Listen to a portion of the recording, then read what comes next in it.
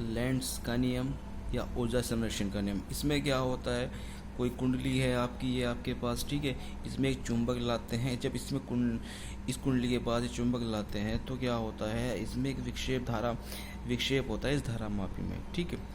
तो ये क्या होता है, विद्युत चुंबकीय प्रेरण के कारण किसी परिवर्तन में धारा की दिशा इस प्रकार होती है कि वह उस परिवर्तन का विरोध करती है जिनके कारण यह उत्पन्न होता है।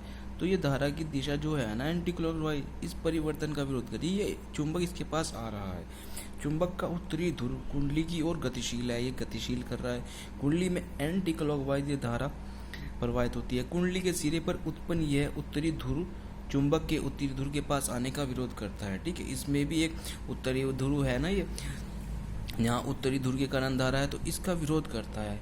बस उत्तरी ध्रुव को कुंडली के पास लाने में जो यांत्रिक कार्य करना पड़ता है, वही कार्य हमें विद्युत ऊर्जा अर्थात प्रेरित धारा के रूप में कुंडली में प्राप्त हो जाता है। मीन जो आप चुंबक को ऐसे ला रहे हैं ना, आपने यहाँ तक लाने में क्या किया, इसे लाने की वजह से आपको एक धारा मिल गई, ठीक है।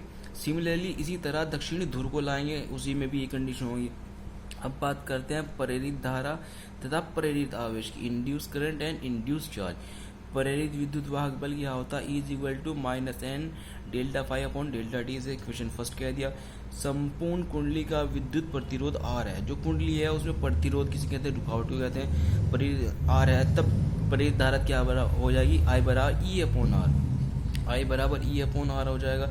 E की वैल्यू यहाँ से यहाँ पुट कर देंगे, I बराबर -n delta phi upon R delta T, से इक्वेशन 2 कह देंगे।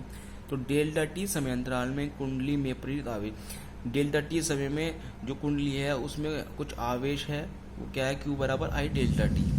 तो I की वैल्यू यहाँ पुट कर देंगे, Q बराबर -R, और जो आपका है वो कैंसिल हो जाएगा, Q बराबर -n upon R delta phi, ठीक है। हम जानते हैं डेल्टा फाई बराबर क्या होता है, φ2 -φ1 हो जाता है, ठीक है। Q बराबर -n upon R delta phi की जगह क्या लिख दिया, φ2 -φ1, जो माइनस का अंदर चला जाएगा तो Q बराबर n φ1 -φ2 अपॉन R हो जाएगा।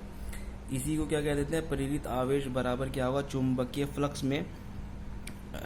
फ्लक्स के मान में परिवर्तन, φ1 से φ2 हो गया, फ्लक्स चेंज हो गया, कुल कुंडली का कुल प्रतिरोध हो गया आपका, ठीक है। इसी तरह एक न्यूमेरिकल है आपका, एक तार का छोटा टुकड़ा